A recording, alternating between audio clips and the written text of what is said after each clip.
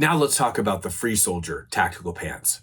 The first thing I noticed about these pants, they are a thicker material than the CQR Runyon pants, which means they wrinkle a lot less. These ones can come right out of the dryer and still look brand new. Most all of the pockets and seams are double stitched.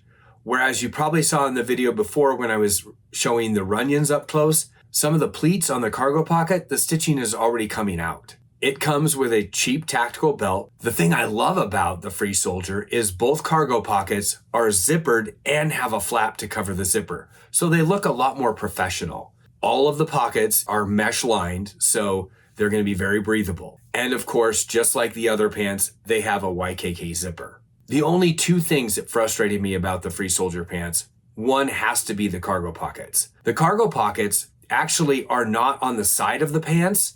The whole pocket is on the top of the thigh. So if you have a phone in your pocket, you're not going to be able to get it out while you're sitting down. You're definitely going to have to stand up to get it out. So it just feels awkward that when you're sitting, that if you have something in a pocket, it's literally on top of your thigh. Which if they would have just rotated the pocket half the way, so half of it was on the back and half of it was on the front, it would have been so much better. But the thing that's the most frustrating about the Free Soldier pants has to be the belt loop system. This system, I don't know who designed this system, and I wanted to reach out to them to provide them some really good feedback. But like I said, the communication between English and Chinese just doesn't really work that well. We'll just chalk it up to that. But these are people that have probably never had to actually wear tactical pants.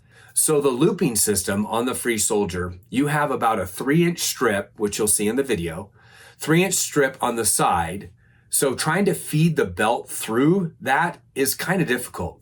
Have you ever had a hoodie where the string actually gets sucked back into the hood, or a pair of sweatpants where you lose one end of the string and it's inside the sweats? And you're trying to fish that out? That's exactly what it feels like when you're trying to feed this belt through.